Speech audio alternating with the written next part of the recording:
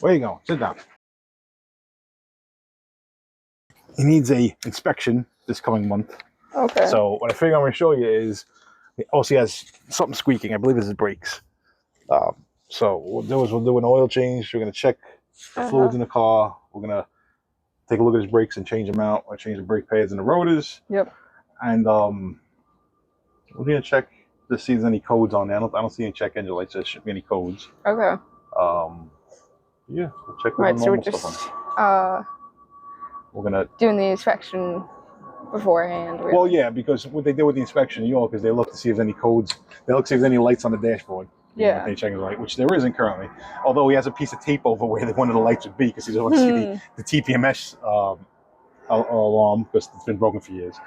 But they put their reader on it. If it has 1, 2 codes, it fails. So usually, if you have a code, you'll have a check engine light. Might as well check it though. They're supposed to look at the brakes. They're supposed to check the lights, all that stuff. So we're gonna do the same thing. We're gonna check his lights, make sure they'll work. We're gonna run a quick inspection on the car, and we're gonna change the brakes. We're also gonna change the oil because he's oil change too. Yeah. We'll check all the levels. levels. Better than getting charged $100 for that. Yes, on his waist. I don't know. We're gonna rotate the tires because I don't know the last time you rotated tires. If you ever rotated the tires. You just tell them they rotate every time you drive. Yeah, exactly. I did think different kind of rotation. So I created a checklist of what we would do, like when we do the full-on Girl Scouts things that we were doing for other people as well. Okay. All right. So I have a little form here of some of the common things you want to know. So obviously, if there's someone, like if we went to, let's say, the senior center or went to the church, someone's bringing a car in for us to do with the Girl Scouts, we would write down the name, the date and time, the car, the make, model, all that good stuff. So what we would do is, I had a pen. See a pen in there? Yeah. Right there. So here, we're going to write down, move this out of the way for the moment. All right. So go look, you see the stickers on the front right there? Right? They're going to tell you some of this information. Stickers? Yeah, you got the inspection and registration stickers. Okay. So we want to know the car, the make, the model, the car year. What do you see on there? Toyota. It's abbreviated, so. Well, it's a Scion. If you look at the front right here, it says Scion, but Toyota made Scion. So that's why it's a little weird on this one. Yeah. Okay. What year is it? 2015. 2015, okay. And the model? Go look at the back of the car. Hold on. Who's that? Am I interrupting a business call? No, my phone was going off. Okay. So the inspection want to make sure that wasn't the alarm. And the registration shows us it's a Toyota. It says Toyota SUBN. Really, this is a 2015. This is a Scion. And the back of the car tells you what type of model? XB? Yes. Right there says an XB. Okay. So you see that it's a Toyota XB. 2015 Toyota XB. You see this right here? Yep. That AH is the license plate. Okay. Right? So just for you to know, when you're looking at cars. Plate. Yeah. And see this down here? Yep. Let me just try and get in on that. It's sunny. I don't know if you can see it or not. Yeah, it's kind of in the shade there. But right there, that's the VIN number. The vehicle identification number. Which if you take a look, JTL something, which is right here as well. Okay. So you have the VIN number up here. And that should match the VIN number you have here. Obviously, if the car is, legal. Right. Over here, there's the mileage of when the last time they did the inspection. So here we have the mileage of 80,730. All right. So that's the VIN. Now, what we'd also want to know is, because if we're going to check transmission fluid, things like that, and if we need to change it, we need to know what type of transmission it is. Yep. Meaning, is it a manual or automatic? All right. Okay. So do you know how to tell? Looks like an automatic transmission to me. Okay, and how do we know this? Because manual, you have to shift the gears. Yes. This just says park, reverse, neutral drive. Gears on there. So, all All right. Now, also, you want to know if it's a 4-wheel drive, an all-wheel drive, a front-wheel drive, a rear-wheel drive. So what you can do on most cars, if they're 4-wheel drive or all-wheel drive, it'll say something like, back up from it, say something maybe like over here, or over here it'll say like AWD. Yep. This one doesn't. So that means more than likely it's going to be either front-wheel drive or rear-wheel drive. Now, the way you could tell, you see how on the floor there, it's flat between the seats? Mm-hmm. Sometimes you look in the car, there'll be a bump there. Right. The bump is rear-wheel drive. Okay, so this is front-wheel. So this is going to be a front-wheel drive, yes. All okay. Right. I'm assuming the bump would also be present for a 4-wheel drive, all-wheel drive? 4-wheel drive, yeah, because you're going to have your differentials back there and something like that, yeah. Okay. So, but like I said, if it's not 4-wheel drive, doesn't say 4 all-wheel drive. Yeah, just assume yeah. 2. So transmission type, I'm just going to put auto. Drive type, we're going to put front wheel, FWD, front wheel drive. The engine, when we open it up, you can take a look, see if it's a 6-cylinder, an 8-cylinder, 4-cylinder, things like that. But what we want to know before you start changing the fluids, to make sure you have the fluids, is what type of oil it's going to use, what type of capacity. Make sure you have, if you're going to change oil filter, make sure you have the right oil filter. Also, the drain plug. Right? We want to know the crush washer size you use on it, which is a little, there's like a ring on there. Yeah. I'm going to show it to you. You're supposed to change that out every time you change the oil.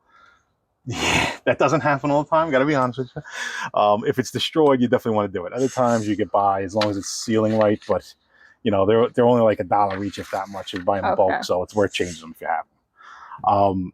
We also want to know, for example, like the torque levels. Yep. Now, torque levels, when you're tightening a bolt or loosening a bolt. In physics. Yes. Torque is the amount of pressure that's put onto something to tighten it, or the amount of pressure that's being used to loosen it. So for like oil drain plugs,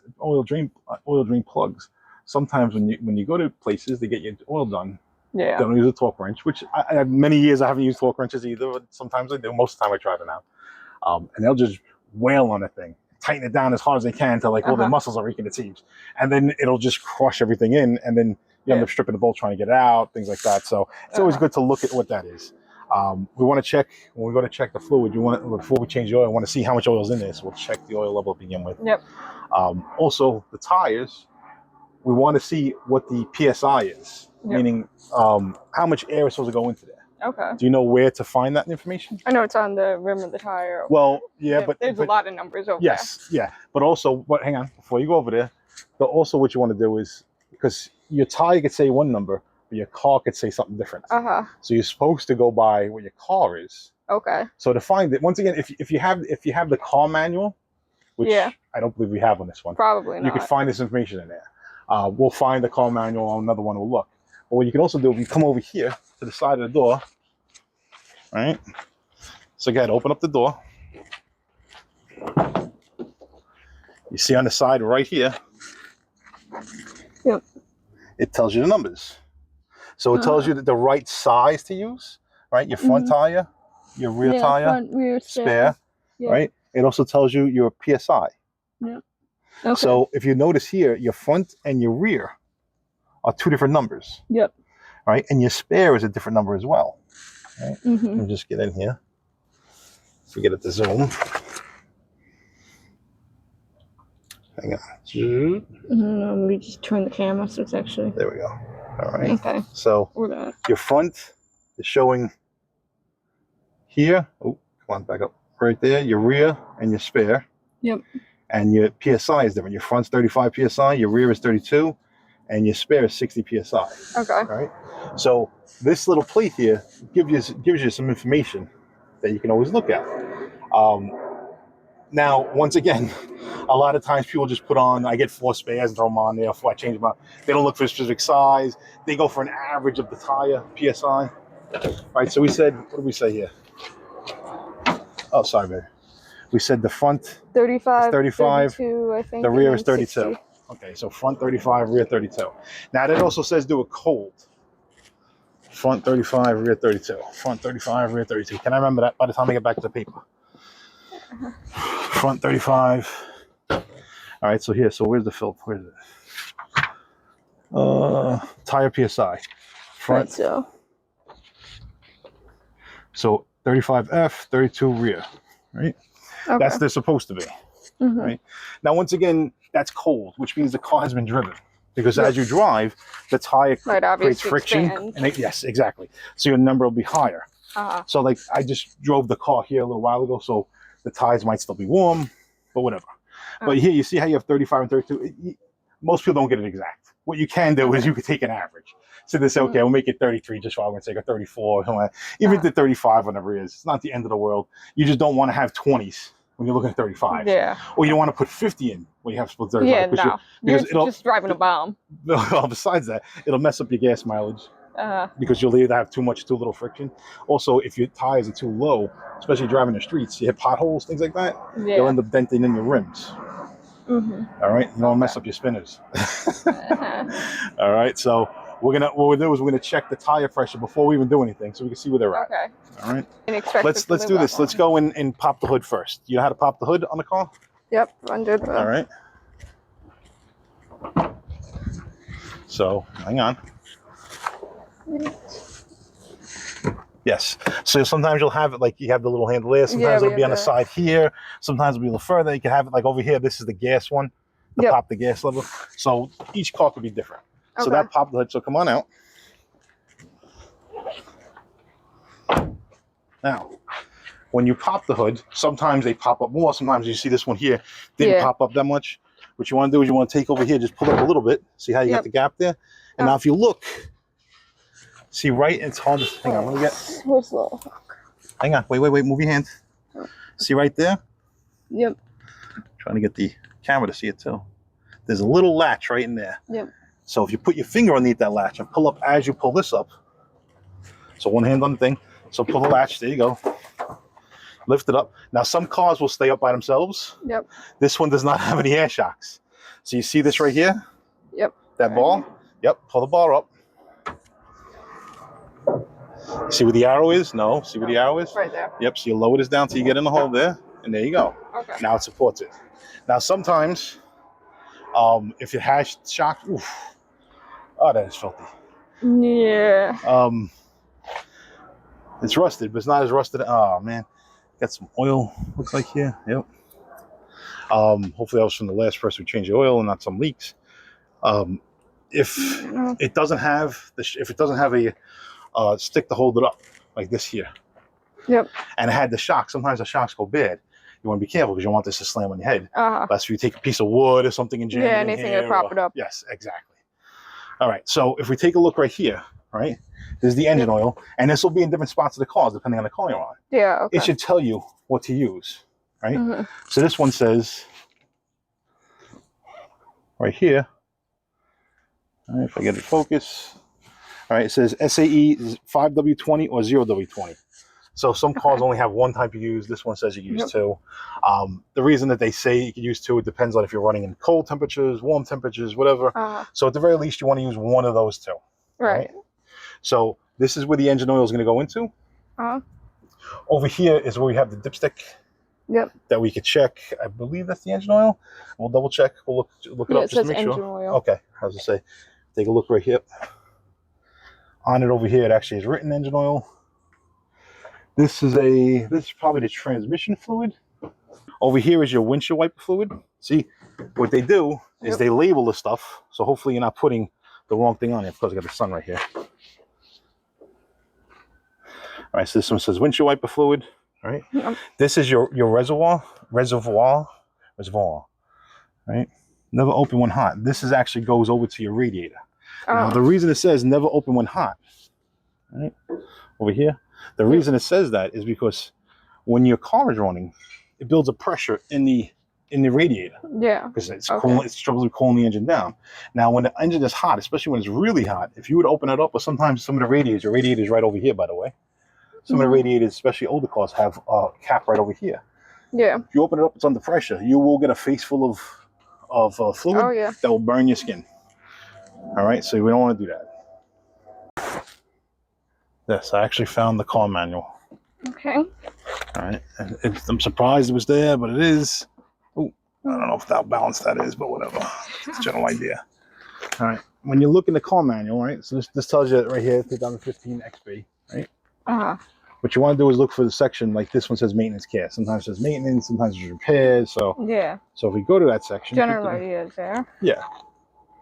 So this says allow inspection repairs performed by Scion dealer. I'm not a Scion dealer, but we'll get over it together. So it tells you different things you could check. Right? It tells you the pages on it, which is cool, right? Yep. And it's going to tell you certain procedures you could do. Like, for example,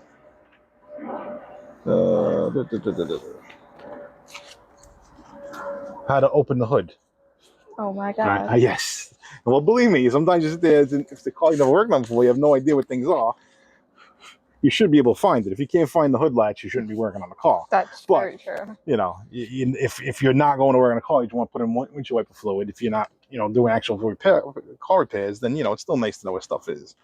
So it shows you jack points, right? Yep. Which are important because if you were to take a jack, whether it's the jack that comes in the car, yeah, you want to put it right through something. Yeah, and you put it on the bumper, pull it up, put it right over here in the corner of the bumper, and jack up over there. Yeah. Right. So like over there, if you put the jack there and jack it up, this part of the car will come right up. The rest of the car will stay on the floor. Yeah. So you don't want to do that. All right. So that's important to know. All right. So let's make sure we do certain things right. So this shows, for example, it has a jack point. Like here's the front of the car. Yep. If you take a look, it's right. It'll be right underneath there. So that's what we're gonna look for here. And in the back, see this one has a weird jack point. See, it has a little thing here. Yep. Sticking down that you put the jack on. So that's nice to know. All right. So here. So once again, just in case you couldn't see that was written engine oil on there. Here's the engine. You see like the picture of the engine. All right. So here. Oh, it's so sunny out.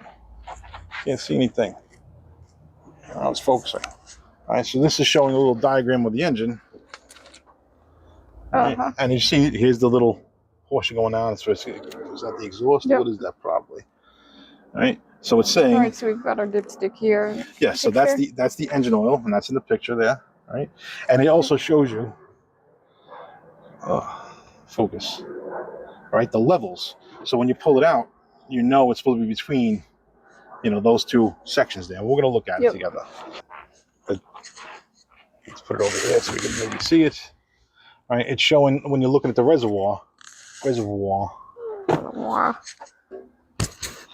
Flashlight, please. Thank you. Kind of hard to see here, but let's see if I can angle this in. You see right over there where it says full? Yep. All right.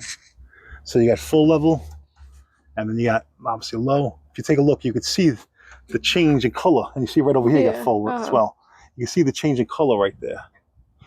Hard to see on the camera, but so like if you see right down here, like if your level was down here, you'd say, hey, I got a real problem. But we're up at the full level, so we're okay right there, right? Back over here, this is where your brake fluid is, right? This container right here. And if we take a look, once again, if you put a flashlight here, sometimes you can see, because sometimes it's a little hard to see. You'll see the difference in colors. That's where your level is, all right? So if we take a look on this side. We have a max line over here. Yeah. I'm assuming there's one over there too. If you take a look over there, see on this side over here? See there's the minimum line down over there? So yeah, so we're up over here. We're good. Here's the max right there on this side, yeah, and you have it on the other side too. So level-wise, we're good. Like I was saying with the brake fluid, just because you have a good level of brake fluid doesn't mean your brake fluid is good. Brake fluid goes bad. And when brake fluid goes bad, you get too much water in it. Yeah. Your water level. Well, then your brake fluid can actually start boiling. Oh, that's good. Because remember, as you're going, let's say 60 miles per hour, even though it's illegal here. Going 50 miles per hour legal. And as you're hitting the brakes, they're compressing. Yeah. Your pads are compressing on the rotor to slow it down. Well, that's taking a lot of pressure, and that can heat up. It does heat up. When it heats up, if you have too much water in it, it'll actually start boiling, and then your brakes can fail, and then you're not stopping, which is not good. But like I said, if you have the manual, you could find, like here it's showing checking your brake fluid, things like that. You could find a lot of the information. The good thing with this is, instead of guessing, like you see how the brake reservoir is in the back there? Yep. If you have to get in there to put a funnel or something and oil pour in, You see how the top piece of plastic, this right here? Yeah. All right. This would be in the way. Yep. Well, you can guess how to take this off. Most time you can figure it out. But sometimes it might be like a push pin or a screw somewhere, which you don't know about. Yeah. Or if you have the manual, like the manual in this case here is showing you what to do. You'll still probably break stuff, but because you get these plastic pins. Know how to break stuff. You get these plastic pins that are 10, 15, 20 years old sometimes. Like the Jeep we have is 20 years old. Yep. When you go to take those plastic pins out, they don't like to come with you. This tells you your battery. All right. You can get them out, but you might have issues getting them back in. No, usually you take them out and they just snap. Now, what's strange is here, this one is saying rotating the tires. Now, I'm assuming it's saying this because of the type of tires you're supposed to have on here. Because usually the generic rotation of tires, like if you go to a tire place, this is why I printed this out for you guys to have. Yep. If it's rear-wheel drive or all-wheel drive, what you usually do is take the back two tires, move to the front, and then put the fronts, swap them to the back, like crossover. Yeah. Right. Four-wheel drive, they say to cross them over because all four wheels will have certain pressures put on them. Front-wheel drive, which would be this one, usually you would take the front, throw it to the back, and bring the backs to the front, but swap them over. But this one specifically, which I'm wondering it's because of the type of tires we're supposed to have on there. This will tell you how to get rid of the tire pressure warning reset button. Yep. But with Papa did instead, you put a piece of black tape over it. That's fantastic. Because there's little batteries and the sensors in the tires, and they go bad after a while. Yeah. And then when you go to get them changed, like a lot of the places here want like $80 a tire. So you got 4 tires, like $320, just something to tell you have a flat tire. No, the tape's way cheaper. So like when I first started driving, we didn't have that kind of fancy technology. Oh, you know how you know you had a flat? As you're driving it, or when you got to your car, you check your tires beforehand. Just take a quick look around. You kids and your fancy stuff. But anyway, so this also shows you right here about looking at the plate to find the different tire pressure. Tell you how to take a tire valve cap off. That's tough. Here's another thing we're going to be doing on this one. Is we're going to be changing the filter, the air filter in the front of the car for the engine. Also, we're going to do an in-cabin air filter. This will show you how to get to some of this stuff. Because sometimes open up the glove compartments where they're usually at. Sometimes have clips on the slide. Sometimes you just slide them out. So like having the manual will help you with some basic stuff. It's always good. But to be honest with you, most of the time now, like we used to have, like for the Jeep, I have the manual. I got that big manual. I bought that Haynes manual. You also have manuals from the manufacturers, but they cost hundreds and hundreds of dollars to buy them if you get a hold of them. We also have a thing called the internet. Yeah. Where you can now look up stuff. Where years ago when I was learning this, you didn't have the internet. You're like, oh man, what do I do here? You would guess stuff. Okay, so we need to figure out what type of oil. On it, what did it say on the cap? Cap, we had SAE 5W20 or 0W20. Okay. So I'm sure we have some, like I have some 0W20 right there, so that's going to be the one. Great. Oil capacity, if we take a look at the manual. I believe. Let's just go right to the back. Okay, we have from fuel type. So right here, on the back of this one, it's telling us right here what type of engine we have. So here, engine capacity, drain and refill, which is what we have. Yeah, we're going to do with filter, without filter. Sometimes, like what I used to do, I would change the oil. I wouldn't change the filter every time. I change it every other time. Yeah. Because a lot of times you don't need to change. It depends on your driving. But here with filter, it's saying 4.5. 4.5. So just on the back of the car, it's back of the thing itself, right here, it's saying 4.5 liters. So yep. So the engine wise, 4.3. Fine. All right. So it's a massive engine. So it's 4.3 or 4.1. Yeah. So I thought you said the engine was 4.3 liters. So I was like, okay. No. Okay. So 4.5 is what we're gonna do. So once again on this sheet, I'm just gonna write down oil capacity 4.5. That's 4.5 quarts, not liters, is what we're using there. Okay. All right. Schools would burn you at the stake for that. Yes, I know. Getting quarts and liters wrong. I know. No, for just using the imperial system. Oh, well. I have not used the imperial system in like forever in my classes.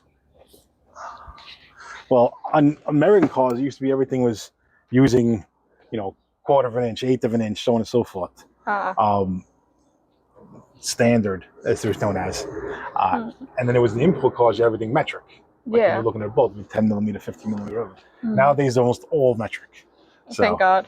Well, it makes it a little easier when you have your tools. You don't need 4,000 different tools. It doubles of everything. Okay. All right. So this isn't telling us some of the older books used to do. A lot of newer books don't. It's not telling us our torque settings. So we'd want to know crush washer size, oil drain plug torque. So you got your phone. Let's look it up on the phone. Yep. All right. So go to Google and put in 2015 Scion, Scion XB, and put in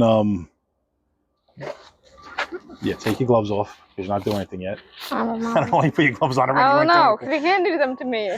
I know, you took them out of the box. I didn't hand them to you. Mamma mia. Okay, Mamma Mia, I know. 2015 Scion. 2015 Scion, Scion space XB, and put in oil drain plug torque. TORQUE, in case you didn't know. So here it says the oil drain plug torque for 2015 Scion 2.4 liter 4-cylinder, which this is 30 foot-pounds. So I'll put down 30 foot-pounds. This way we know when we get under there. Oh, okay. What to do. And the way it's abbreviated, if you take a look, it's FT for feet, obviously, dash LBVS for pounds, 30 foot-pounds. You see it on the screen or no? I know it's in the sun. It's kind of hard to see. Okay. Yeah. Right. Now the thing is, this is the Google AI overview. Yeah, I know. So I don't know. So usually you want to check it on a couple different sites just to make sure it's not. Yeah, because I got the AI overview too, but I just skipped past that. So you always want to double check it just to make sure. So let's see, crush washer size. What you can also do for like stuff like crush washers, if you go on like AutoZone or go on Amazon, you can put in your specific car and type in crush washer. And then it'll pop up for you. It'll tell you like this one fits, this one doesn't fit. So for example, if I just go to Amazon just for the heck of it, and once again, I would just double check it between two different sites. So 2015 Verify Scion, sources. XB crush washer.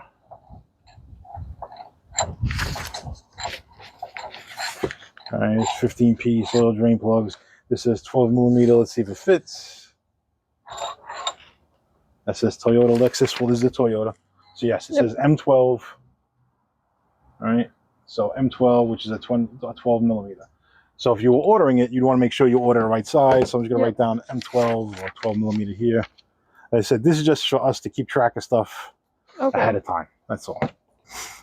So here, if we were to look, other things you want to know, because if you're going to check them and if you need to add them, there's different types of transmission fluid, brake fluid, different types of coolant. So you want to know what this car should use. Right. So once again, you can look on the stuff and find it in there on a lot of the stuff.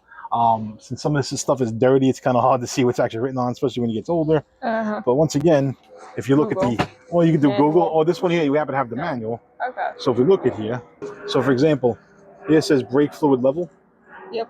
It tells you either in .3 or J1703. Yep. All right, so if we take a look, it's this roller fluid. Well, that's for a brake level. Yeah, but I'm assuming the list continues for other parts as well. That's the hope and dream. I don't know if I can get this to focus or not, but this is for the brake level, brake fluid. Shows .3, engine coolant, and shows you information there. So once again, having the manual is nice if you can. If not, once again, sometimes it's quicker just to Google it. I would say if you could do something, if you know you're going to work on this car beforehand, rather than sitting here waiting and doing all this now, do it, the night before, whatever. This way you have everything written down. Yeah. Good. Number one, we're in a really sunny spot at the moment, so it's not as effective, but we don't have a flashlight yet, would you? Right? It just really doesn't do much in the sun here. But some of the spots in the back, let's see, is this the brightest one will go? There we go. Like some of the spots in the back, if you want to look at something, it helps. Like we're looking at the fluid, definitely helps because you can do this and you can see the fluid. Or when you're looking at it like that, you can barely see it sometimes, but here you can definitely see. You can see the light. So it's good to have a light. Down there. Same thing with this here. Putting it against it helps you see the fluid. Get out of here, fly. So looking at like when you're looking at engine over, right? You want to look for stuff like this where you're seeing leaks. Look at your battery terminal. Sometimes you'll see green and white stuff coming out of it.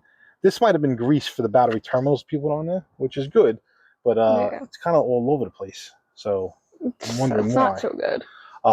If you look over the engine, you want to see if you see any like pools of fluid anywhere. The only thing I see is right here. Yep. Looks a bit greasy. That's over definitely oil there. coming out of there. Yep. So he might have a leak up over here, slight leak. Okay. Now these engines, the older ones of these, are known to burn oil and also have leaks in certain spots. So we'll check the levels and see. Okay. Anytime you're handling fluids, right? If you're checking oil, checking brake fluid, transmission fluid, any of that stuff, you want to have like nitrile gloves on, like like these type of gloves. Because you really don't want to get the stuff on your skin if you get prevented. If you do, no big deal, just clean it off.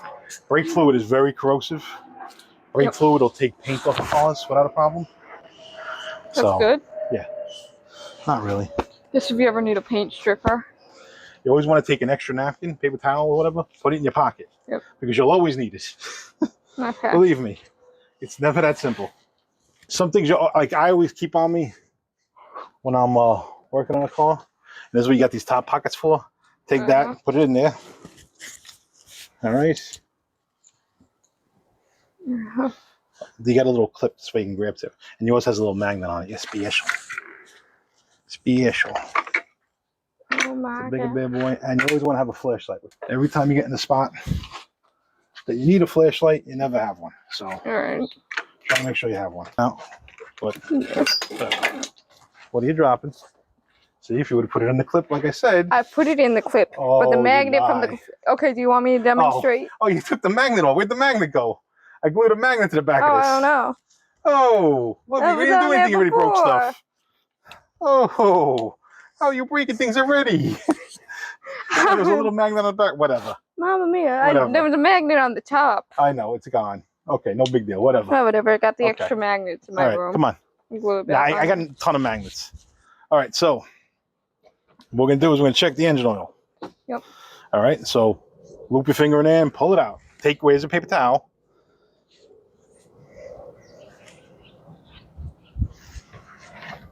All right, take the paper towel and like support it as you pull it out. All right, pull it all the way up. All right, good. Now you see right here, here's the two dots we're going to check. But you see how it has oil on it already? All the way up. Because it's been sitting in there in the car. So wipe it down. All right, get the old oil off of it. Okay. All right, you want to make sure over here is cleaned off between the two dots. That's really the spot you're going to wear.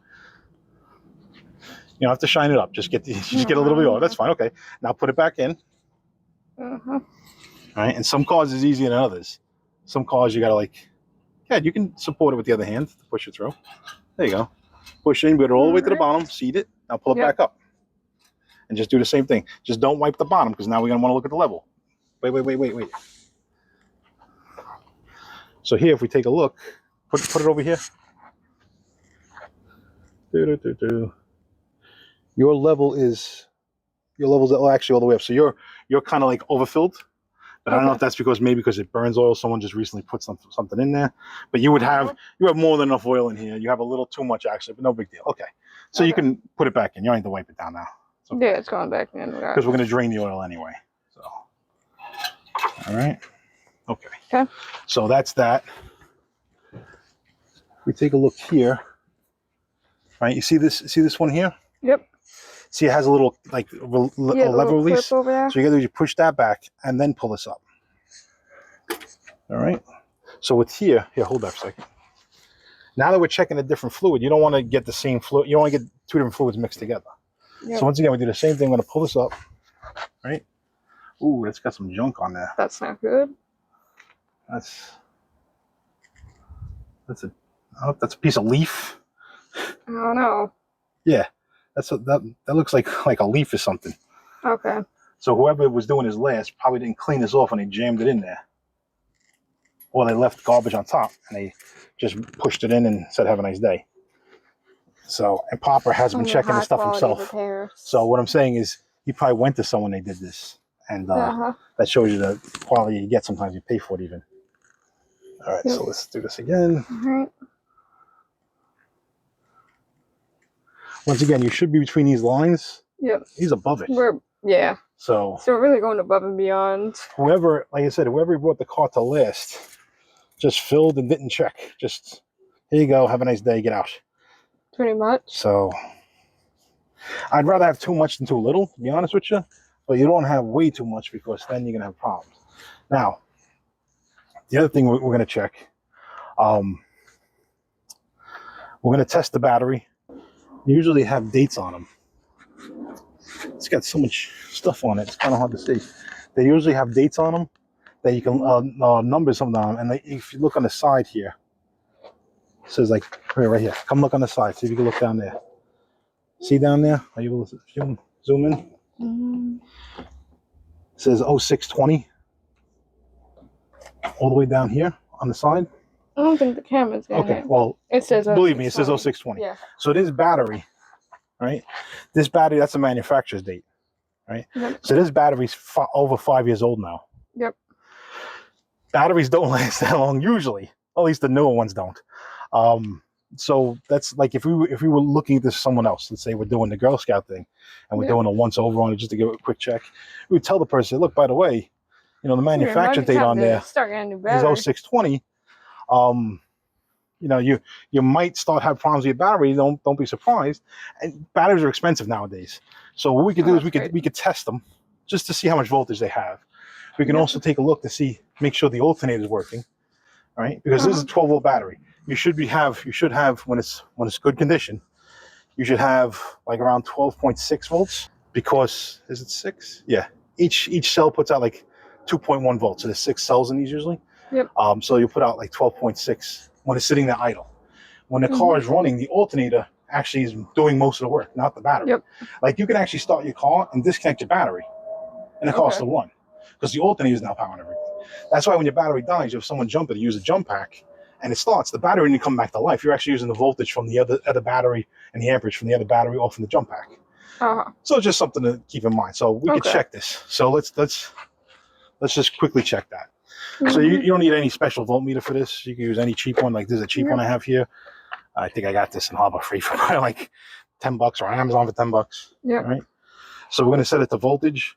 We want this setting right here that says 6 volts. We want more than 6 volts because we have to measure 1 6 volts. It's 60. Yep. Let's see if the battery on this is good. Okay. All right. So we take our 2 leads, as they're known as. Yep. And take the caps off of these. Oh, the phone one came off there, but whatever. All right. So if I go here and I go here, just look at the voltage. Look at the reading on the meter. See, it says 12.52. Yep. All right, so it's close to 12.6. Now, you might get a different reading if you scratch into here a little bit. Maybe it's not making great contact. Right? So we have 12.6, 12.5 there, which is good. I would just be a little concerned with the age of the battery. Right? So we're not getting any problems yet. No. It's old. Nothing yet. Nope. So what we could do though is when you crank the car, this voltage will drop. Like right now it's at 0 because I got the leads in my hand, right? Yep. But let's do this. Let's see if I can. Oh no! I think it fell inside there. We'll get it later. No big deal. Oh, that's good. It's down there somewhere. We'll find it. So that's recording there. This is what I want you to do. Yep. You're going to keep these on here. All right. We're going to get those off of there. Come on. You can do just like this. You're going to look at the screen. See, it says 12.52. So hold those 2 on there. Yep. All right. Just, probably pressure down. I'm going to start the car and keep an eye on the voltage. You'll probably see the voltage drop down quickly. I don't know how good this voltmeter is. It might not read it. You'll probably see it drop into 10 and then jump back up. So just keep an eye on it. Yep. You ready?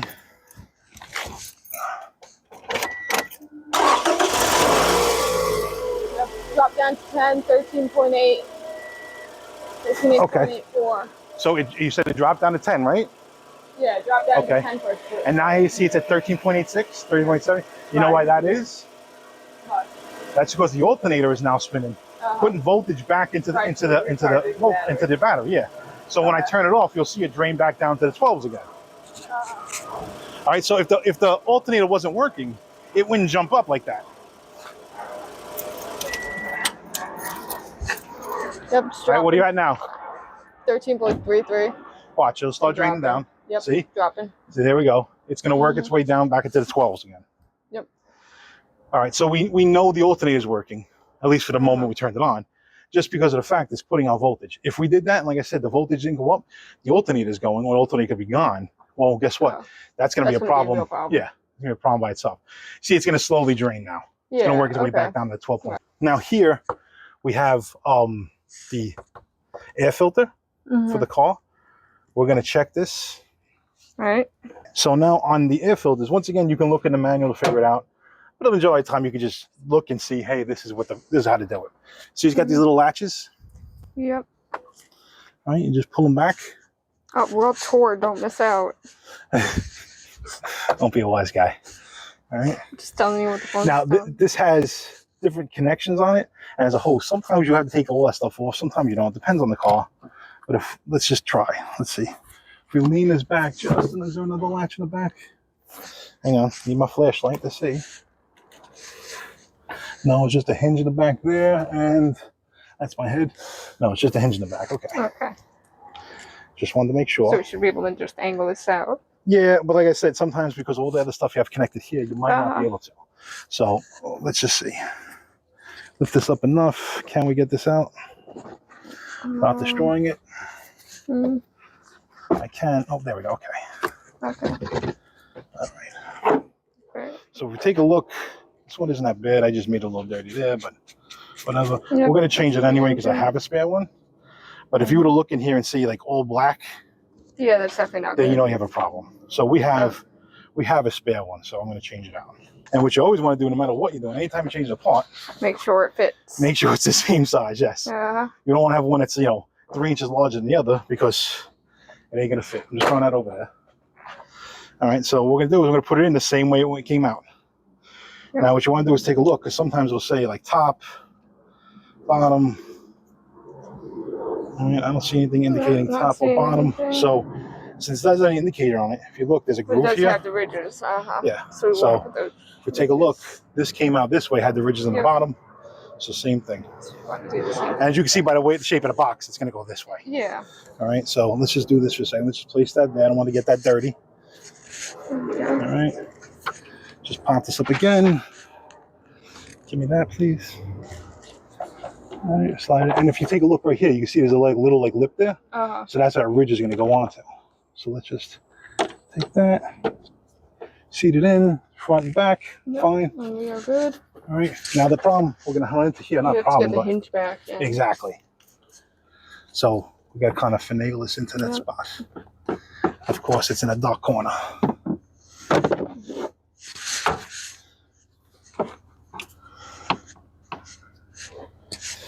I need more lights. Let me take this off. You see, like this has like little plastic tabs here.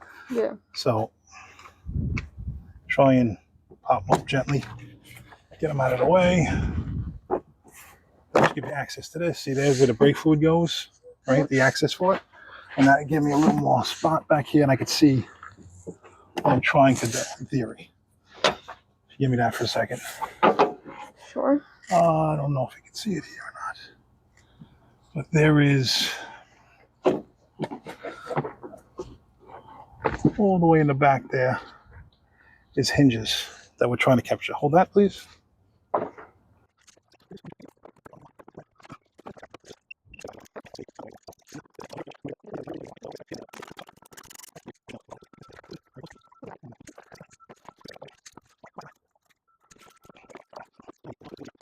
So when you have your ratchet, do you remember which way is what?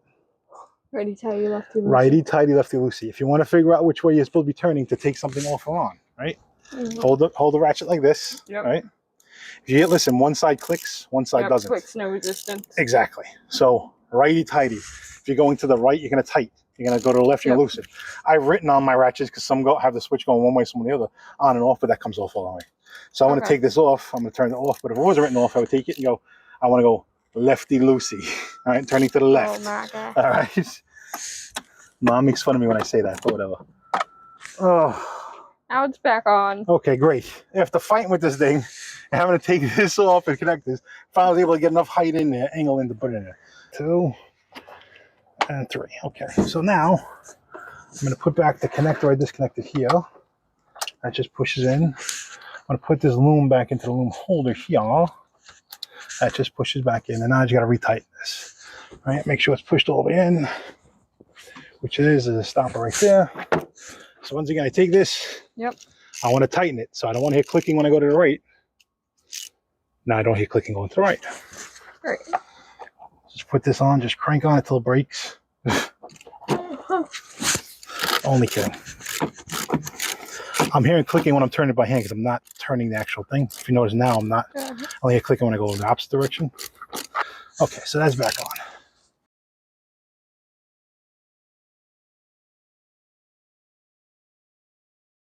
So we got the cap off here, right? Another finger. So remember we said like it was supposed to be like 35 for the fronts, 32 for the backs. 35. We'll go for an average 33 just for the heck of it. All right, so usually you have the cheap tire pressure gauges that they just use. It has like a metal tube you put on there and the number pops up. I happen to have this one here because I can't find the cheap ones. I don't have it hooked up. I think it's going to work even though it's not hooked up yet, so we'll find out.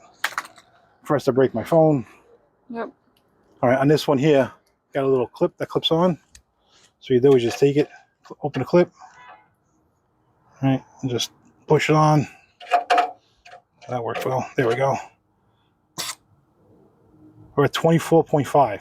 That's way good. low. That's exactly what we want here from an expected 33 PSI. Come on, Popper.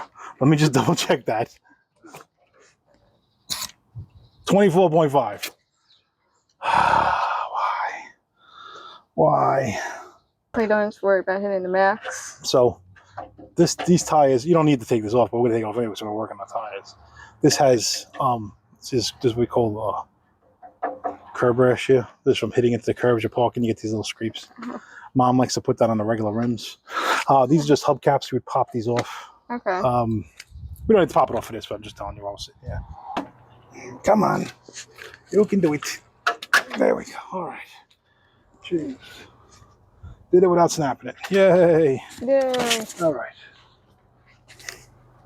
Now if only I can find where. Oh, give me that. Oh, no problems. 25. See if that makes a difference.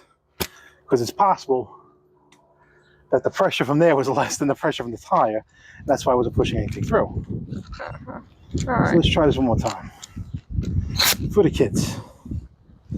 Can't believe this would have broken already. 25.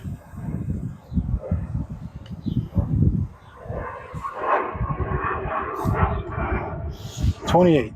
27.5. That's just how much is going through it. That's not how much it's reading. Tap it. 29.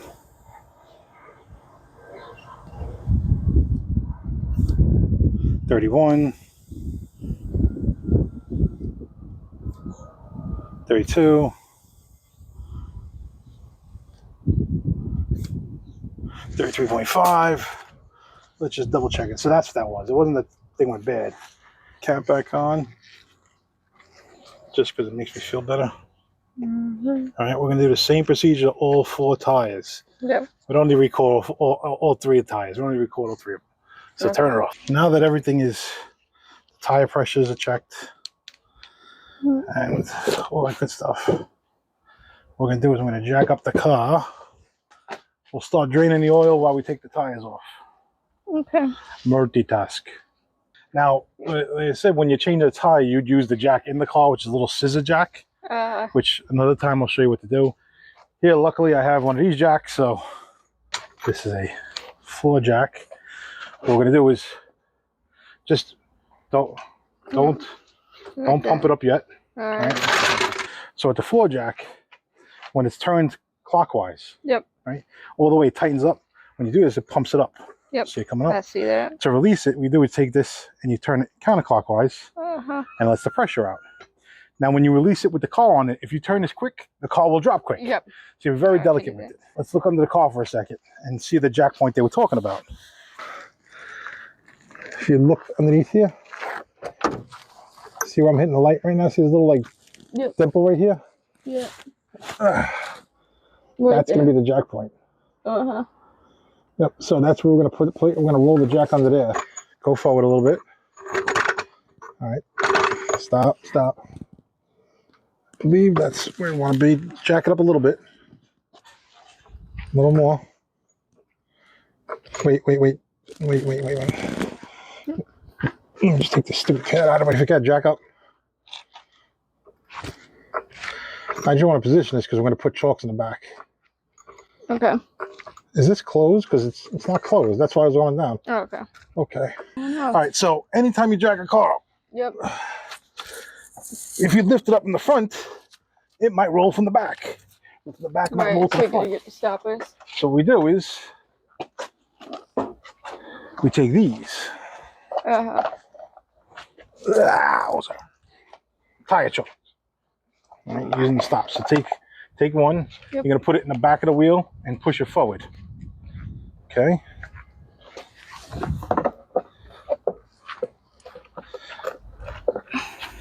Just that's it. That doesn't be like tight. Believe me, it'll push resistance when you just start jacking up if it needs to roll back. All right, you can just usually hear a little kick. It's in place. All right, start jacking it up slowly.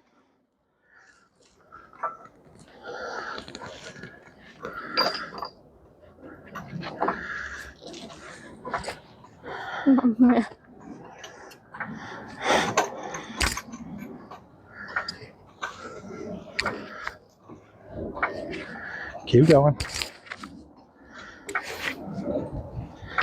I've been working on. Keep going. That's just the wheels coming off the ground. Coming off the ground slowly. The jack will slide a little bit. That's why you have the chalks in that thing in the back. Tire chalks in the back. Okay. Keep going. We're starting to see some light. Oh, we see light on that side. This side we haven't got light yet through. Okay, keep going. Okay. Yes, it gets harder and harder. I noticed that. So you got to put your whole body into it sometimes. Physics. All right, one more and we should be good. All right, that's good. Now just push that handle to the top, okay, and just leave it there. The reason we want the tire off the ground is because when we put the jack stand underneath it, it's gonna come down a little bit, so you want to have extra space there. So there's the floor jack. You see, depending where you put it in cement, is more sturdy than others as far as balanced. You have a locking pin. Yep. Well, you got this locking pin, which holds this locking pin in. You want these in there because if this drops while you're underneath the car, yeah, you're not a good day. No. So the way that these work, this handle, like you see, it won't go down now. But you pull this handle up, it lets you go down, right? And you only need to pull the handle. You always want to put it in there and just lock it in place. If you look under the car here, you see this right here? Yep. That right. See how this is lower than the rest of the car? And over here you have like grooves, right? Yep. See this? See how this is bent here? Mm-hmm. I guarantee someone jacked it up by this portion right here. Probably. And bent it. You really, when you put the stands of that on there, and this you put it under bent, the groove. probably because someone jacked it, you're really supposed to put it between these two grooves. Because this is the portion. Yeah, someone jacked it up by over here and bent this whole piece in. Awesome. Great. So we're going to put the jack stand here. That's good. So you see how like I could get it here, but I can't get any higher, which is fine. Yeah. Right. So like on the Jeep, I had this extended up a lot more. So now that we know there's a space here, so when we release it later on, the car's going to come down to be on the jack. That's why you want to have it higher than you need to begin with. Mm-hmm. So next we're going to do is we're going to take this and slide it through. I'm just going to lock that in. Right. Then we take the pin on the other side, and some jacks have a different, but you always want to have ones with some type of safety portion in it because it'll fall on you and ruin your day.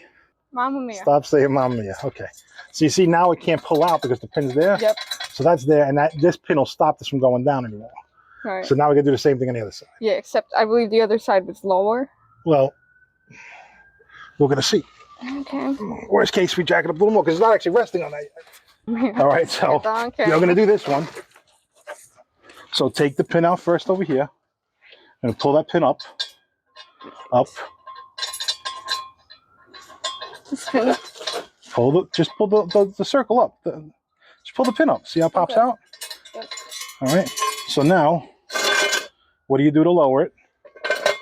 There you go. Right so there. Now slide it underneath These grooves here. Let me see. Move your head. You can see someone jacked it up there before. Yeah, you want to put the center of this right here.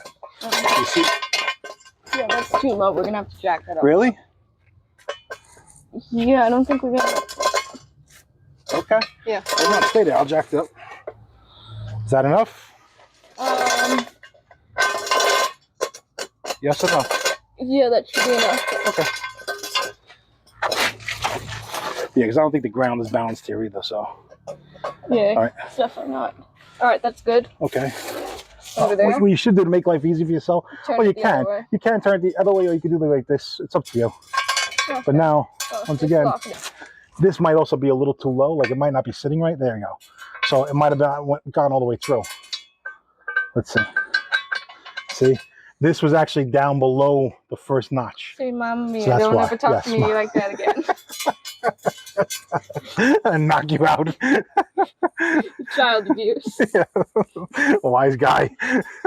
Let's see. Can she figure out the clip? This is usually one of the most annoying parts. Yay. All right. So let's just make sure this is here. All right. Okay. Now, when we lower it, because the other side is higher than this one, as far as, space-wise, it's going to readjust when it goes down a little bit. Yep. You're going to take this, turn it counterclockwise very slowly. Okay. And we should see this drop. Good. Very slow. Slow.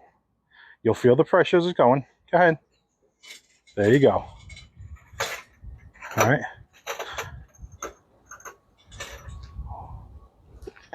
Okay, all right, good.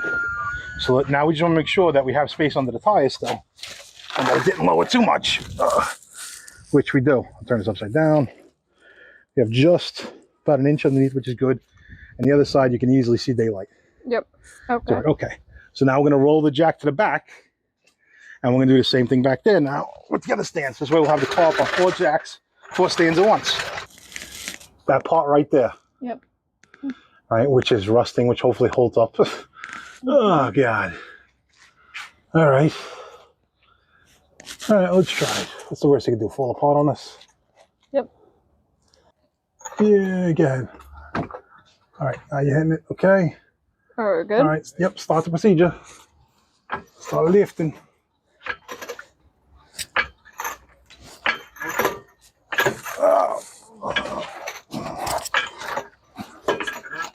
All right.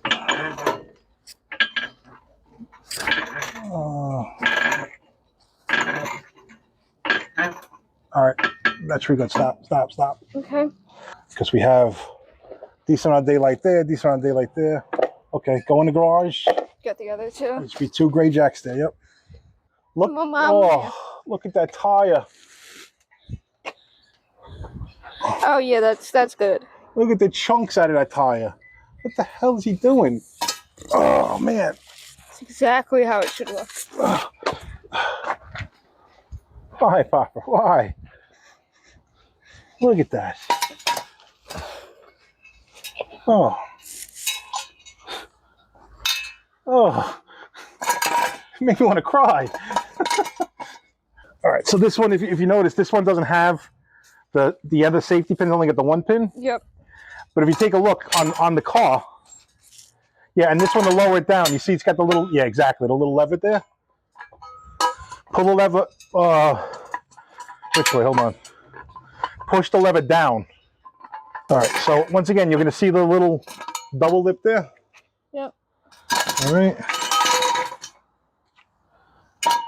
That's where the center of that needs to be. All right, hang on.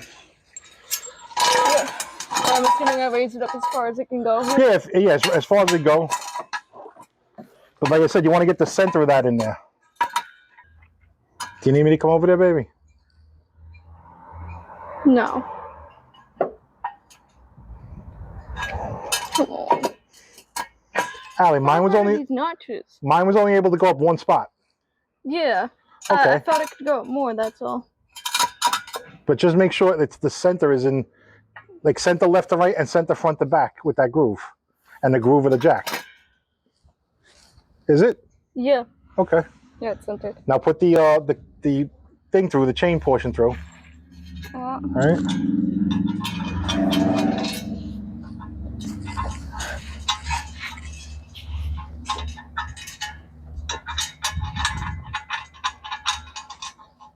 Slowly let it down. Slow, very slow.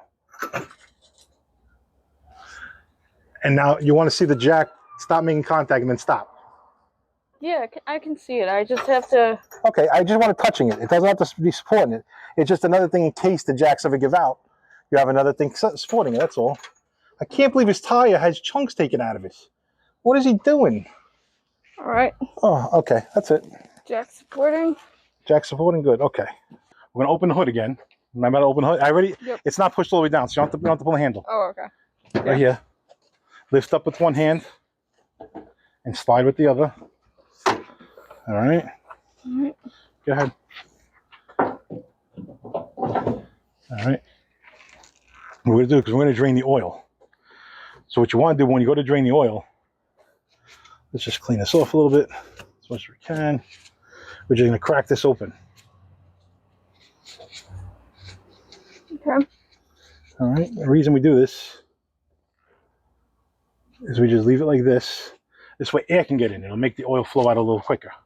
See if you get this on that bolt on the nut. No, you got to angle it more than that. No, angle it more because the bolt's like this. I know, I know. Oh, you do you? Angle it with the hand there.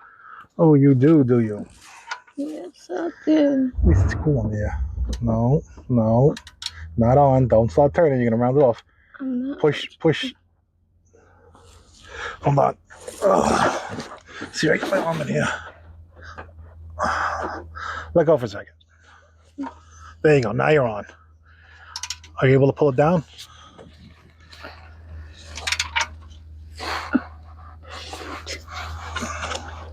Hold on. I'll chill for a second. Yep. Pull. Hold on. We're pulling the whole thing. Let go for a second. Yep.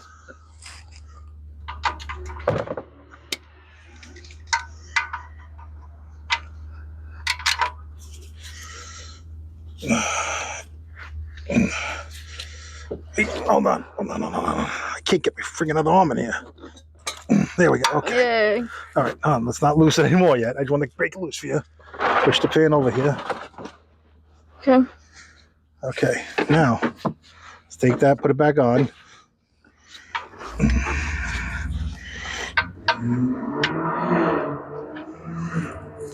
Might have to turn it a little bit. Like if you turn the socket portion with your hand so it slides in. All right, remember it's six-sided. So unless you line up both six sides, it's not going to grab. Yes, I know. So I'm trying to get it over Remember, you there. had training in kindergarten for this. Mamma mia.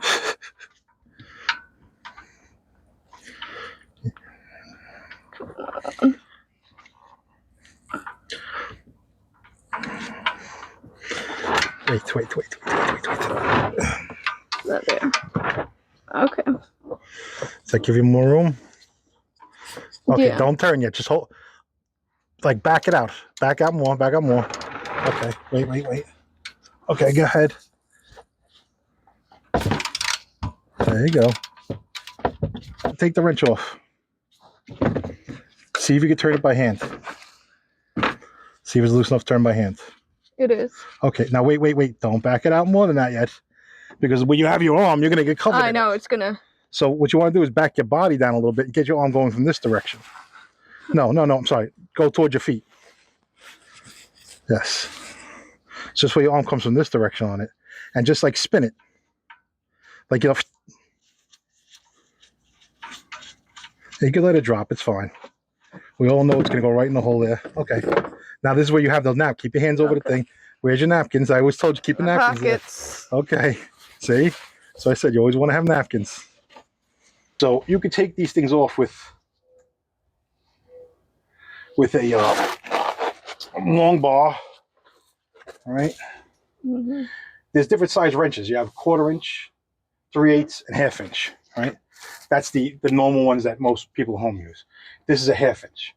Yep. Go over to the toolbox and get one of the other ones that'll have a smaller one than this. Doesn't make a difference which one, just to show you the comparison. So if we see here, see how this one's smaller than this one? Right? So you have 1/2 inch, you have 3/8, and you have 1/4 inch. There's also 1 inch, which is like heavy duty stuff. What's going on with these tires? Well, I don't think we're quite in the 1 inch. Oh, yeah. Oh, boy.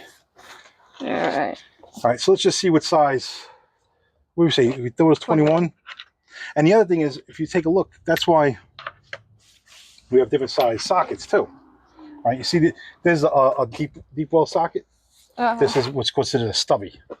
See how short it is? Yep. I put the stubby on it because we don't have a lot of room to work in there.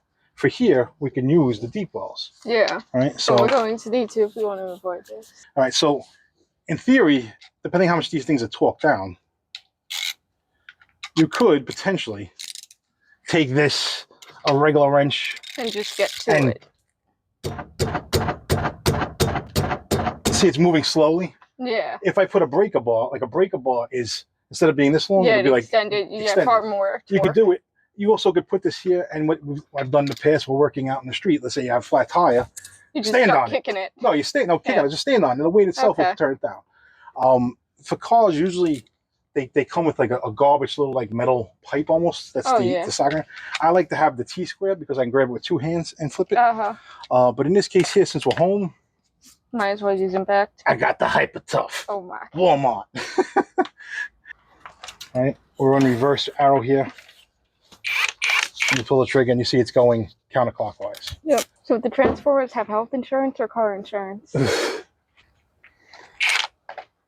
So if you didn't have a power tool to do this, and you were taking the tire off, you'd want to take the tire off before you lift it. All right? Because if you try to take this off within the air with the regular like wrench usually, the tire will start spinning. Okay. With the power tools, you don't have to do that. So let's just see. All right, slide it on. There we go.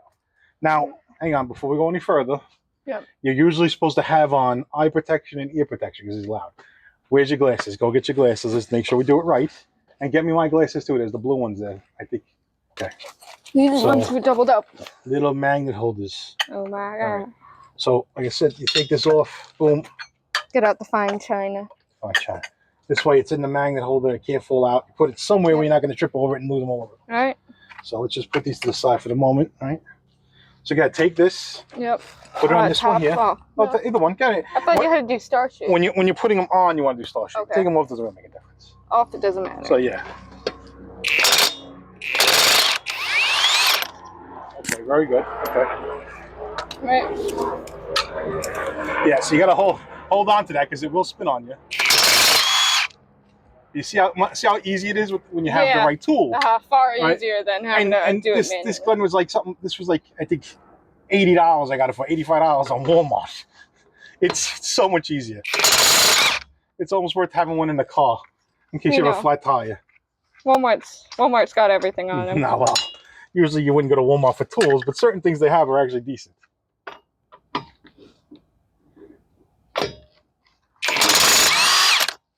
On top of that, we're not doing this for a living, so we don't need top of the line. It's nice to have top of the line, but I'm not spending top of the line money. Yeah, let's not get crazy. Okay. Here comes a rookie mistake. Are you turning in the right direction? No, I'm just trying to get to it. Well, you're on it already. Are you turning in the right direction, though? Are you turning in the right direction? What? Are you turning in the right direction? I'm turning it right. Right? No, it doesn't work that way, baby. It depends on when you're looking at it right. Take the wrench off for a second. Stand the wrench up in front of you, and you're looking at the back of the back of the wrench. Give me the wrench for a second. Give me the wrench. Yeah, that was turned off. No, pretend you off and on weren't on there. Okay, Mamma Mia. You'd want to put it in front of you and turn it like this. There you go. Now you're tightening. I was wondering, I'm like, why is this taking so long? Okay. Stop. Right. Now, what we want to do is we're going to put the torque wrench on it to torque it to the right setting. So stay there. Let me get your torque wrench. Okay, put it on there. Okay, put both hands near where your other hand is. You want to go further down, as far down the handle as you can. No, other way, other way. I was going that way. Now turn.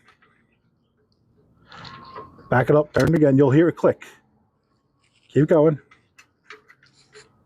Got to keep your hands near the end because you don't want to see your hand over here? That can actually throw the amount of torque on there off. So let's put it back on. Okay, put both hands near the handle portion. They're on the handle portion. Okay, see how it clicked there? Yep. You still had some movement on there. Because if you put your hands near the middle, it's actually taking the force here. So let's get off under the car for a second. Okay. All right, so now we got the tire up a little higher. In theory, we should be good. Let's just be able to pull it off. Give it a little tap on the top.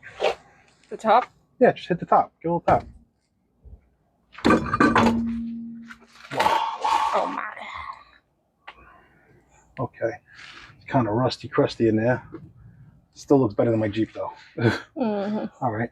So let's what you always want to do, if you can, is take your tire. Yep. Right, and we're gonna reposition it under the car. So if that jack stands give out, you always want extra protection for if you're gonna be working under the car. Yep. We're gonna take this. Oh, sorry. I can't slide it under there because it's not high enough. So what we'll do is slide it under the middle. Yeah, why not? Okay. What do we gotta lose? Except a foot or a tire, like whatever. These are tiny tires. All right.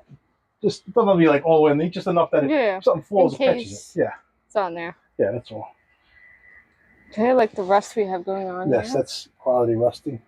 Are we changing the front brakes or only rear? We're changing all of them. Okay. Yeah, we're gonna do pads and rotors. Yeah, because I don't think that's supposed to. It's got a. You feel the edge of it here? Go like this with your finger. Feel like how there's a lip there, like a bad lip. You got the rest is very light grooves, but that lip at the end is ugly. You're gonna check the thickness of the pads with that. Go in the car, put the key where you'll see the lights on the dashboard come up. So put it where? Put the key in the car, in the ignition. Unlock the doors first. Hold on. All right, get in it carefully. Put the key in the ignition. Turn it where you'll see the lights on the dashboard come on. Come on, son of a bitch. Now just turn the steering wheel to the right, as if you're making a right turn. Your other right.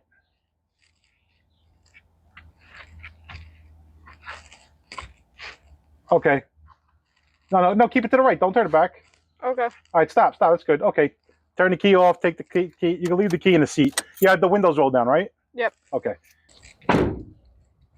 Oh, take it easy. This car's vintage. All right. If you're looking at hole there, right? See this piece? Like, let's do the smallest one. All right, see this piece right over here where I'm sliding back and forth on? Yeah. That's the inside brake pad. What you can do is you take one of these, you put it in there, and see how thick it is. See how it's that thickness, right? So currently it's a 10 millimeter, which is good. Yeah. But you can't do it to the inside one with the way that this setup is. So we know the rotor probably has never been changed. So the rotor is definitely going to go. Okay. The brake pads might be usable, but since you change the rotor, you change the brake pads. Do it all in one time. What you never want to do is, if you're changing brakes, doing brakes, or doing anything, we have more than one of them. You don't want to take this one apart, then take that one apart, and then try to put them back together. Okay. Reason being, if you leave that one on the other side, and you take this one off and you figure out something goes back, you can always look at the other one. Say, okay, this part goes on the inside. It's just obviously it's a mirror image, so leave at least but you figure it on. is. Also, what you usually want to do is take pictures and stuff before you take off. When you're inside, I just took a bunch of pictures. Right? Okay. And we'll take pictures as we go. All right. What I like to do when I'm doing brakes or something that's multiple steps is I make instructions saying what I need, print up everything step by step of what to do. So this way I keep track of everything. I don't lose track of what I'm doing. Okay. All right. So, Ali, what are you doing? Here's the other can that was next to that one that you couldn't find. Oh, Get out of the way, please. I pulled out that can and you were here. That's Get out of the way. Mama mia, I'm walking here. Yeah, you're walking here. Yeah, I am walking here. You could put that back. We don't need that. Oh, we should actually just roll it up, put it out of the way. We might need it. Who knows? You're kind of in my way. Come on, roll it up and get it out of the way. Mama mia. We're gonna spend 9 days doing this job. You know, my father used to yell at me for holding the right light wrong. I'm yelling at you for everything else. Oh, yeah. What we're gonna do is we're gonna just push the caliper in a little bit. I want to brake pad in a little bit here if I can. This is so messy. I don't think it's gonna push in much. Plus, you gave me one of the weakest screwdrivers I have, so thank you. Could you get me a thinner screwdriver maybe next time? Well, you didn't specify. Okay. Okay, so these pins, we're gonna take these off here. Okay. All right. These should be 14 millimeter. Thank you, love. All right. So let's see. Is this the right size? Yes, it is. All right. We're gonna take off this nut with this bolt and this one here first. All right. And behind there is 2 more. These are slider pins. But first, we're gonna take these 2 off. Okay. All right. So these are I said 14 millimeters. So let's see. I'll do one and I'll let you do the other. Oh, we'll see. Now here, you can try pulling it. Give it a little shot. See, it breaks it loose. All right. And like I said, see how like right now it's going back and forth? Yep, you have to hold it. Hold it, let go. Hold it, let go. Hold it, let go. All right. So I like to put the tops back on the top, the bottom on the bottom. Okay. All right. That's got a good camera angle of my knee, now my face. So that'll be fantastic. Winning awards for this camera shots. Yes. Cinematic masterpiece. Yeah, I don't know what that's looking at. Okay. So take that out, all right? So I'm going to put that in the top left. All right, let's have you come over here. The only thing that would make this You're more try and do this cinematic is lowering the exposure until you can't see anything. Like Alien versus Predator style.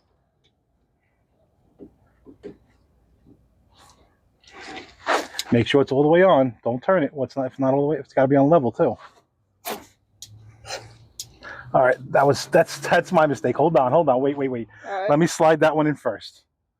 We probably should have taken the bottom out first, so that didn't happen. Hold on. Ooh, more you know.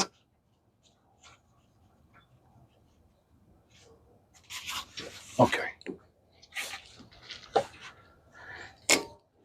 Got it? Okay, good job. Yep. Okay.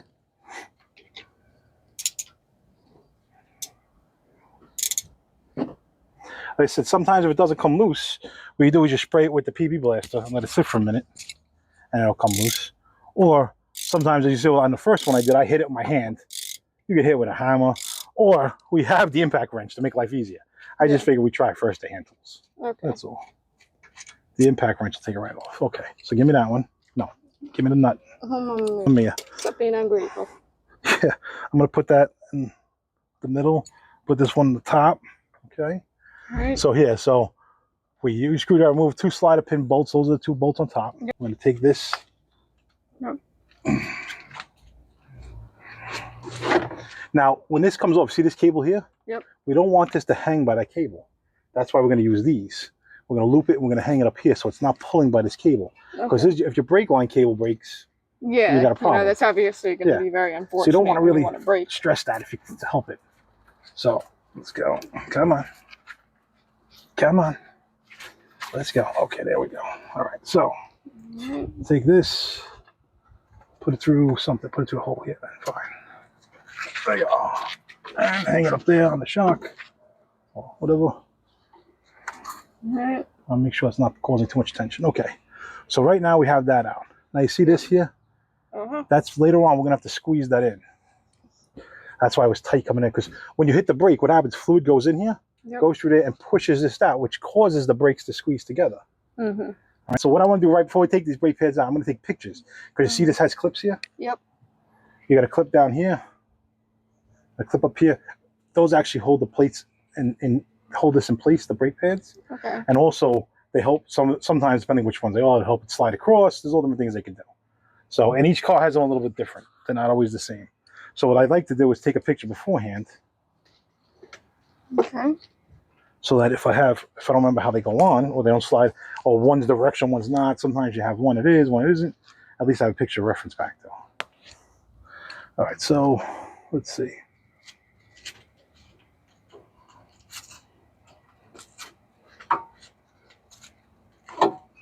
All right, so here's brake pad number 1. Yep. Which, let's just knock some stuff off here. We'll match these up later on to the other side. But they have meat here. They got a decent amount of meat to them still. All right, so if we were to measure it, so to say this one's a little thinner than the other side. It looked like, because this one, let's see, that's a little over. Still good. Yeah, so it's still good. And like I said, there was definitely squeaking. This one's an 8. The other one was a 10. The other side's a 10. So let's see. The rest there. Yeah, well, that's why I put the pan underneath there. Try and capture more of it. I got to vacuum up later on because there's something there. All right, so like you said, right here. Yeah. This side here, the inside one is a little thicker than the outside. So, all right, so we took the brake pads out, check slides. So your slides are this here. So we're gonna break that loose.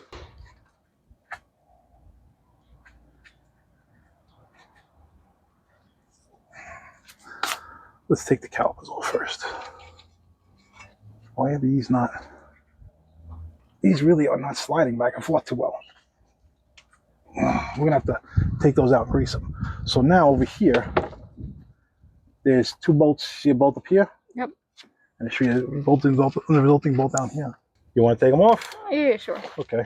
Let's see how easy they come off. Which one I do first? Let's do the bottom one first. Okay. No. Take this bolt off here first. This is the caliper bolt back here. See this one here? Yeah. And you got another one over here. So do the bottom one first there. Make sure it's on square.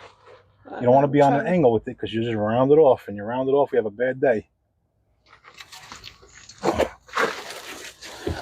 You need more room? Please. No, I don't. Is it on square? Yep, it's on.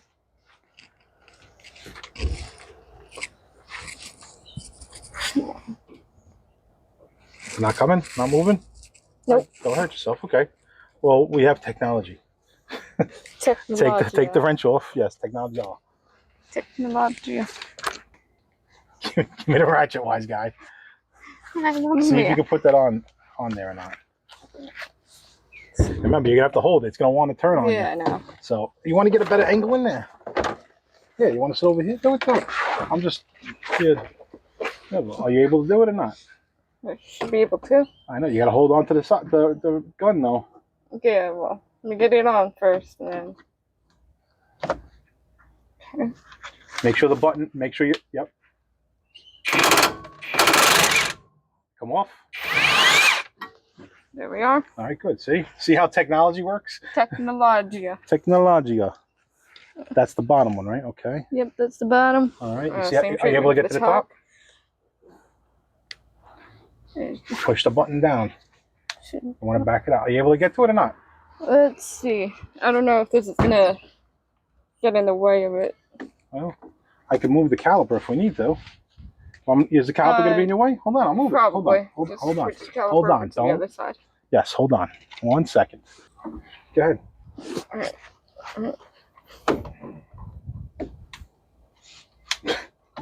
Make sure the button's down. Is it able to get on or not? Yes or no, baby? Oh, this is getting in the way. Hold on. Hold on. Let me give you the wobble. Yeah, I think this is going to get in the way no matter what. Hold on. Now you can angle it a little more. That should be able to get you in there. Okay. All right. Is that going to work for you? It should. Okay, try it. Just like that. Just make sure that last portion is on straight. It's on straight.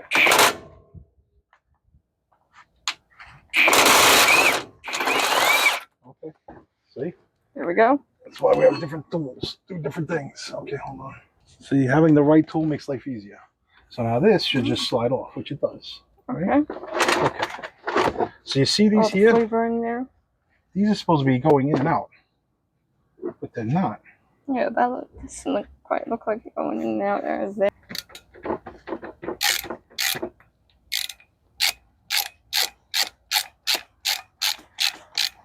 I don't know who did this to him, but these slides are supposed to slide. Yeah, I'm not really noticing that. Yeah, there's no sliding in this.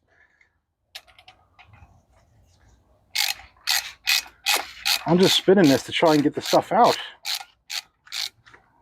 Like I said, this, if you look here, this one now doesn't move smoothly, but it goes back in and out. That's what's supposed to happen. This one's compressed all the way in and it's not coming out. Oh, that's good. So I'm trying to figure out how to get this out without destroying it. You see how this one looks like clean? Uh-huh. Yeah, the other one's just covered in... It's like it's got rust and stuff on it now.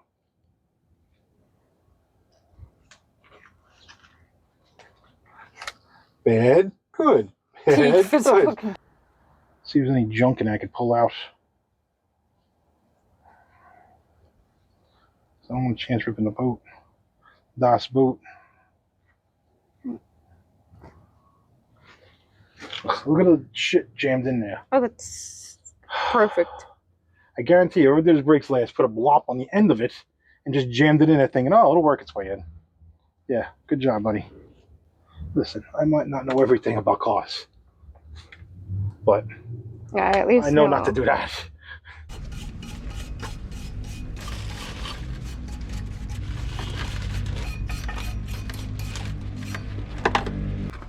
Screwdriver. Wow. Alright, so you see these portions go to the outside.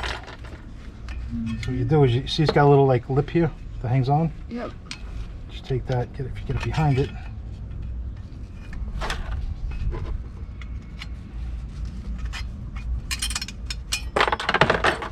Alright, so now what I'm going to do is you're going to take this here, just clean this stuff off. And this is why you wanted the mask out, so you're not breathing this shit in. You got the Mr. Starkout Feels So Good special. The what? The Mr. Starkout Feels So Good special. Yes, yes. Alright, so now I'm pop the rotor off. Now sometimes these are stuck. Some of them have screws here. Look. Sometimes y'all screws are bad. These don't have screws on them. Yep. So this is just in place by heat and friction at the moment.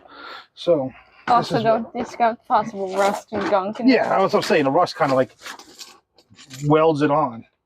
Yeah. So let's just take these, put these to the side for the moment. Chemically fused onto there now. Yes, yes, it's become one. But luckily brute force makes it two. Yes. This is where you feel like floor. Sometimes you go to the top. Sometimes that loosens it. Other times you'd hit from behind.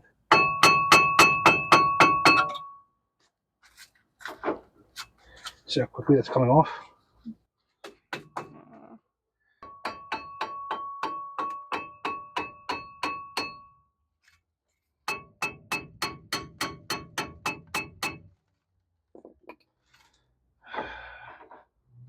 Come on.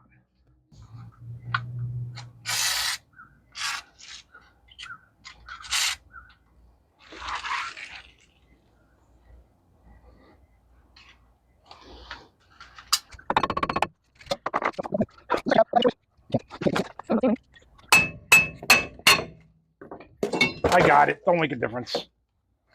Oh, look at that. See all that rust there? See all that rust there? That's what was holding that on. That's beautiful.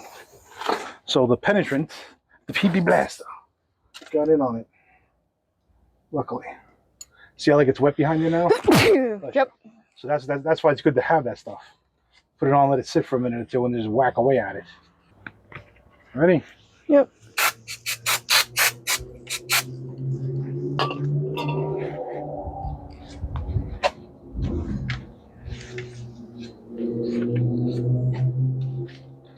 What you want to do is you want to clean this off.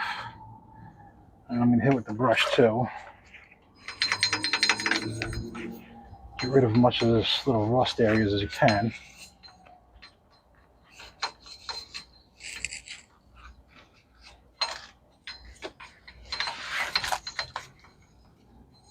Alright, so this way we put the new one on, we're going to put some grease on here as well. Yep. So that if the brakes ever get changed again, the next slub doesn't have to go through the same thing I just went through. Hopefully it's not going to be the guy who put it on in the first place. Well, hopefully it is. Let him deal with this BS next time. Whoever did it last time. Well, we're not chemically welding it on for him. Well, oh, it's true. He deserves worse. Come on. Yeah, it's true. I was saying is he should deal with what we just had to deal with. I agree. I got to ask who did that because that person should never touch my car. Looks a lot cleaner, but not really. Stuff gets all over the place. And you don't need a lot. Alright, so I'm going to take this, I'm going to spread this as much as I can. Try not to get it on the bolts. Of course, I say that, I definitely will. Spread that out. Alright, so you see this center ring, the outside portion of it? Yep. That's usually what sticks. So it's good to get that. Make sure you get some in there. Get some around here.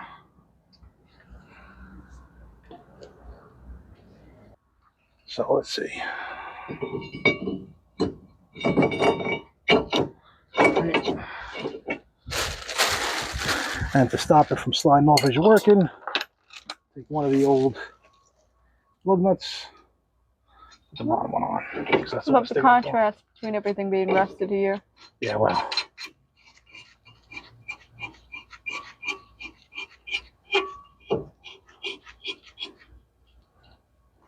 Okay. Now, wipe that off. The idea is if you had the grease on there, yep, when you brake, it starts squeaking, it starts making noise. So that's why usually people clean them off. But like I said, these aren't treated with anything, supposedly. That's the manufacturer said, because I said, should I spray them down? Like, no, if you do that, you're going to take the chemical we have, with stuff we have on there off already. We have a, I forgot what they call it. But it's like a coating that's on there. Yeah, okay. Not just protected from shipping rust. So now, what we need to do is to go back to, we got to do what we just did in reverse. Yep. Plus, we So got to take this piston right here. We're going to push that in a little bit. Okay. So, first thing I want to do is just make sure there's nothing sticking here. I know it might be a shock to think that there's something sticking in the piston. That someone Because you see there's a rubber boot behind it. Job. There's a rubber boot behind it. You don't want to squeeze that in and push in dirt and other garbage, because then it'll cause problems. Plus, you could tear the boot. God's booting. All right. So before we push that in, what we want to do is we want to open up the brake reservoir cap so it has the pressure can come out. Remember, we still got to change the filter and put the oil in the car. Yep. So here, what we do with this one, this isn't a twist on, this is just a pop open. So we just pop it open. Yep. And we're going to leave it here. All right, this way it has air come out. All right. So come sit back down with me. All right.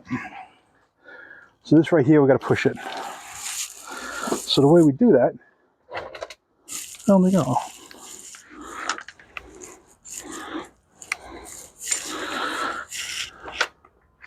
Take one of the old brake heads. All right, so what we're gonna do now, come sit down here. I'm gonna push in the piston once again. Yep. Take a brake pad. Put this in here. Brake pad over here.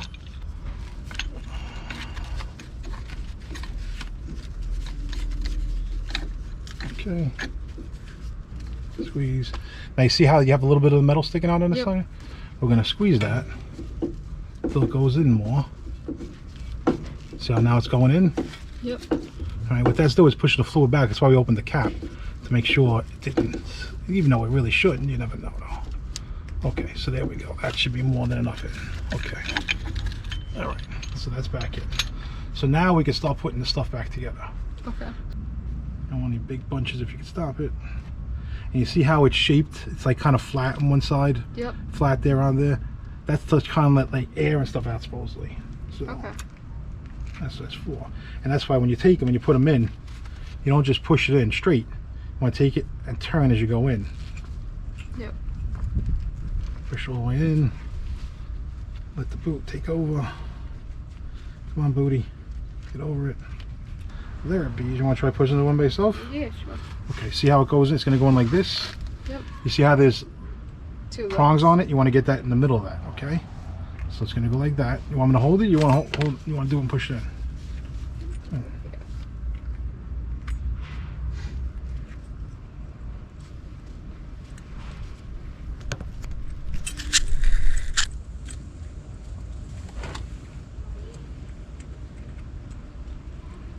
it some force. There you go. Alright. Good job. So now, get my finger out of the way. You want to do the top screw? Sure. Top bolt? Hit both here. Look, see, you got to come over here. I turned the wheel, but it's locked at the moment. So you see the hole? It's going to be lining up at once. Yep. I can't see it, so you got to tell me where, how far in does it need to go? Pull it out again. Okay. Keep going. Keep going. Is it catching? Feels like it is. Move it. Yeah, it's gone.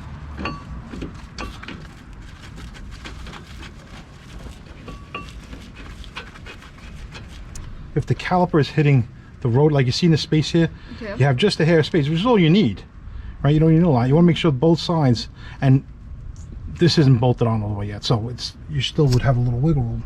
You see how you see through between the rotor and here, and if you look up here, you should see. I can't see. Yeah, Take a I look. see the slight hair. Okay, and same thing on both sides here. You want to make sure it's not touching. Now we didn't bolt it in all the way yet, which we're gonna do. And you can't use a wobble on a extension. I mean on a torque, because it won't really work.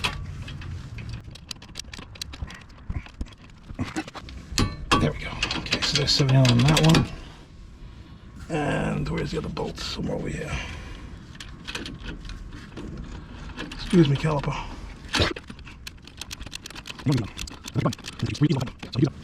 Now you see how I'm putting both hands down here? Because if I go here, if I go further up, it might not be, because it's the way the torque wrench, these torque wrenches work. They work by balancing how much torque is being applied from here. Okay. If you're doing it from here, you're now changing the distance. The number could change as far as how much being. There we go. Yeah, well, I don't think the pads are supposed to be greased. No.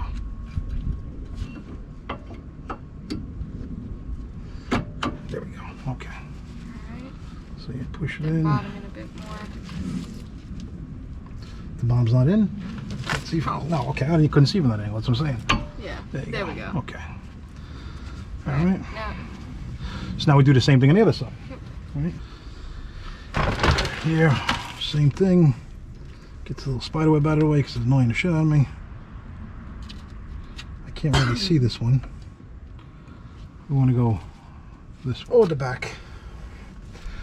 Why can't we be friends? Why can't we? There we go. So that's on. That's good. All right, last part. Caliper back on. Take the hanger off. Come on. All right. Slide this over. Slide that over. Come on. You can do it. Don't be bashful. We'll get it back on. No big deal. Just a matter of getting one side in first, and then I just give that a little love tap and it'll slide right in. See? Oh yeah.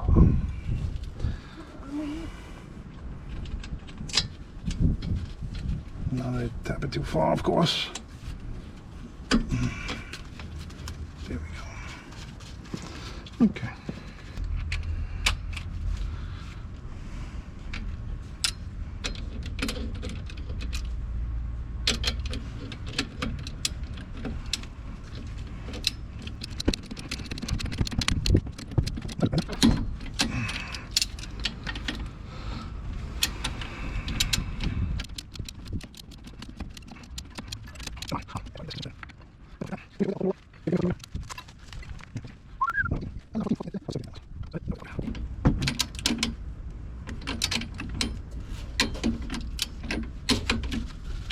There we go.